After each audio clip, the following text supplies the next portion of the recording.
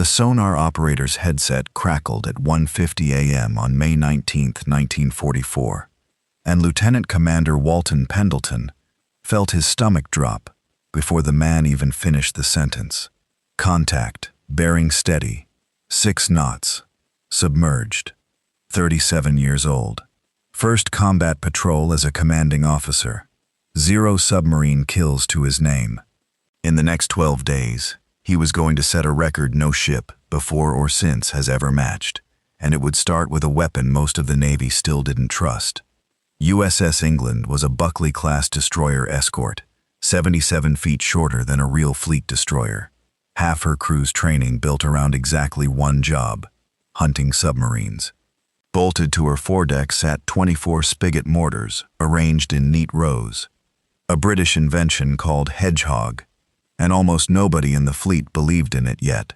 Depth charges had killed submarines for 3 decades the same clumsy way. Roll them off the stern, set the fuse for an estimated depth, hope the submarine hadn't already moved by the time the charges got there. Over 5,000 depth charge attacks by British forces during the war had produced 85 confirmed kills, 1 for every 60 tries. And every explosion churned the water so violently that sonar went blind for the next 15 minutes, giving a hunted submarine exactly the window it needed to vanish. Hedgehog solved that problem on paper. Smaller charges thrown forward instead of dropped behind, sinking at a steady 23 feet per second, exploding only on contact. A miss stayed silent. Sonar never lost the target. In practice, early trials had barely cracked a 5% hit rate, and most captains still reached for the depth charges they trusted over a mortar system that looked, to them, like an expensive way to miss more quietly. Pendleton trusted the arithmetic instead of the tradition. 1 Hedgehog kill for roughly every 5 attacks, against 1 depth charge kill for every 80. And 4 days earlier, Navy codebreakers had handed him something no anti-submarine weapon had ever gotten before: an exact appointment. Japanese submarine I-16, inbound to Bougainville, arrival confirmed almost to the hour. England and 2 sister ships were sitting directly on that line when the contact finally went real. If you want to see whether Pendleton's untested weapon could actually kill a hunted, evading submarine, hit that like button right now. Subscribe, because what happens over the next 12 days genuinely doesn't sound real. Back to the hunt. I-16 dove the instant England's sonar found her, twisting through radical turns that told Pendleton the Japanese captain already knew exactly what was hunting him. The first Hedgehog salvo at 1:41 p.m. sailed past empty water. The second scored 1 hit at 130 feet. Not enough. The third missed entirely when the fathometer revealed the submarine had dropped to 325 feet, nearly twice as deep as anyone aboard had guessed. The fourth missed too, the captain turning inside the pattern like he'd read Pendleton's own playbook. 4 straight failures against the one weapon the whole hunting group had staked its confidence on, and every man in England's sonar shack understood exactly what a 5th miss would mean for how this ship's captain got treated by every other commander in the Pacific Fleet from that morning forward. The 5th attack found her.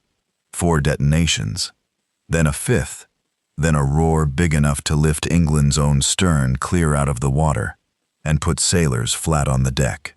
The sonar operator, who'd called every range and bearing for the last hour, said afterward that the silence that followed felt heavier than the blast itself. No more engine noise to chase, no more turns to predict, just empty water where a hunted submarine had been fighting for its life 60 seconds earlier. Debris started surfacing 20 minutes later. Oil, splintered wood, torn fabric, a slick that would stretch 3 miles wide by morning. 107 men gone. Pendleton had barely finished his first real engagement of the war, and the intercepted radio traffic in his hands was already telling him this was nowhere close to finished. 7 Japanese submarines sat on a picket line north of the Admiralty Islands, 56 men apiece, watching for the American fleet Admiral Toyota needed located before it struck the Marianas or Palau. 3 destroyer escorts against 7 submarines scattered across thousands of square miles of open ocean. Odds that looked absurd on paper right up until England's next kill gave the whole equation a different shape entirely. RO-106 was recharging her batteries on the surface the night of May 22nd when George's searchlight found her, and she crashed Dove in under 2 minutes flat. George missed with the first Hedgehog salvo. Pendleton picked up sonar contact at 1,400 yards, tracked a 30-degree turn that spoiled his own first shot, and put the second attack in at just past 5 that morning. 3 solid detonations followed by a secondary explosion big enough that both sister ships felt the shudder through their own hulls 4,000 yards away. By sunrise, the slick was half a mile wide. No survivors. Word had already started moving quietly between the 3 crews that whatever England had, the other 2 ships didn't quite have it the same way. RO-104 dodged 8 straight Hedgehog attacks from England's sister ships across a long, grinding morning. A captain skilled enough that Division Commander Hamilton Haynes finally handed the kill over the radio net with 5 words that would outlive every man listening to that circuit. "Oh hell, go ahead, England." The first attempt still missed. The second, at 8:34, connected with 10 or 12 detonations rolling into one continuous roar, followed 3 minutes later by the deeper secondary blast of ruptured batteries. 72 hours in, 3 kills, 163 men gone, and 4 submarines still waiting somewhere ahead of a line England hadn't finished walking. RO-116's captain broke from the pattern on May 24th, staying shallow at 150 feet instead of diving deep. A bet that Americans calibrated their firing solutions for depths a cautious commander wouldn't expose himself at. He guessed wrong, and Pendleton's sonar operator caught the shallow reading fast enough that the first attack, at 2:14 that morning, put 3 to 5 projectiles through a pressure hull never built to survive them. Seawater came in at roughly 400 gallons a minute, through holes 3 inches wide. Inside that flooding hull, temperature climbed past 200 degrees within minutes, as pressure and heat compounded together. A death that came fast, though not fast enough to spare 56 men several unbearable minutes of understanding exactly what was happening around them. 5 days, 4 kills, and word of it had already reached Washington, where Chief of Naval Operations Admiral Ernest King read the reports personally and sent back one line that outlived the entire war: "There'll always be an England in the United States Navy." That fame bought England one immediate complication. Admiral Halsey wanted her pulled off the hunt entirely, reassigned to safer carrier escort duty, too valuable an asset now to risk losing outright. Haynes argued the opposite case hard. 3 submarines remained on the line. England had proven engagement after engagement she could finish what the math promised, and pulling her now left Japanese eyes on the water, reporting American fleet movements Toyota still badly needed.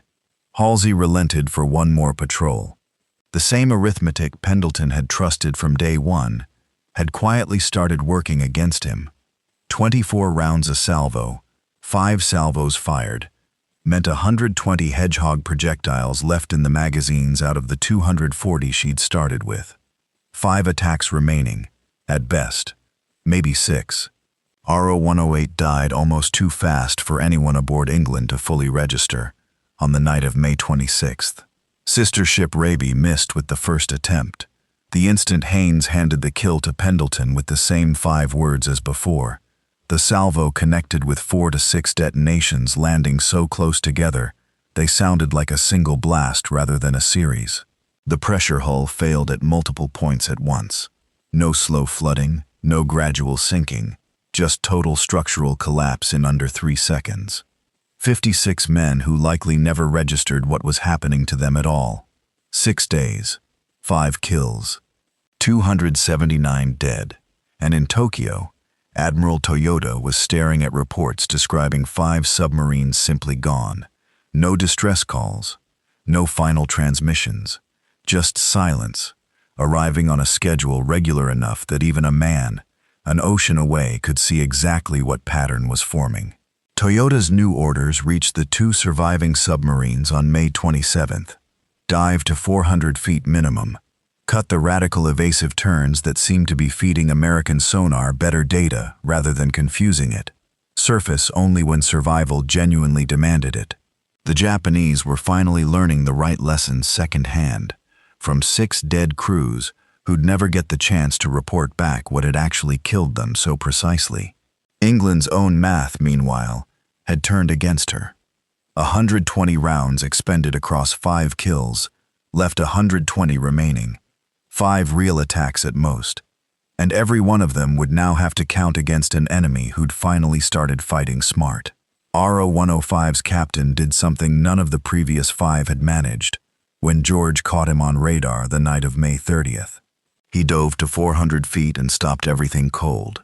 Engines off, no propeller noise, nothing for sonar to grab but a faint, ambiguous smudge the crew called a knuckle. Disturbed water that could have hidden a submarine anywhere within 200 yards of the reading. Pendleton had a real choice for the first time in this entire hunt. Burn precious rounds on a contact too weak to trust, or wait him out in the dark and risk losing him for good. He waited. 4 hours of dead silence later, RO-105's batteries finally forced the issue, and when she surfaced, she'd drifted 3 miles off her last known position, buying 90 seconds of charging time before diving again. Deep, fast, running what may have been the smartest evasion of the entire 12 days. At 400 feet, Hedgehog projectiles took 17 full seconds to fall, and in 17 seconds, a submarine doing 6 knots could cover 170 feet, more than enough to turn a careful firing solution into a clean miss. Pendleton's first attack missed by roughly 200 feet. His second missed by 100. 48 rounds gone for nothing, 72 left. 3 real attacks remaining, and Division Commander Haynes, watching from George, understood this engagement was already different from the previous 5. This captain had survived 2 full attacks and was still running. What finally gave RO-105 away wasn't luck. It was rhythm. Pendleton's sonar operator noticed the submarine reversing course every 4 minutes almost exactly. 30 degrees to port, then 30 to starboard. A captain who likely believed he was being unpredictable, while his own internal clock quietly betrayed him into a pattern any patient enough listener could set a watch to. The third attack, timed deliberately to that rhythm, connected with 4 or 5 detonations, enough to breach the hull without finishing her, enough that her captain had already started blowing ballast tanks in an emergency surface when England's 4th attack landed 8 solid hits mid-maneuver and ended the attempt for good. 12 days, 6 submarines, 335 men dead, and a 7th boat, RO-109, that got Toyota's warning in time, ran silent and simply vanished from the hunt entirely, surviving the war undetected, her crew learning only months later exactly what had been waiting for their sister boats on that same line. Depth charges across the whole war managed something close to a 1.6% kill rate. Hedgehog before this patrol ran around 5%.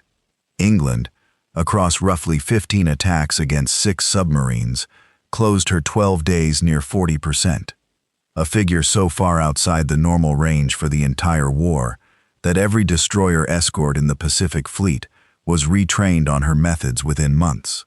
Pendleton received the Navy Cross that August for 6 kills condensed into a single decoration. England herself received one of only 3 presidential unit citations ever given to a destroyer escort.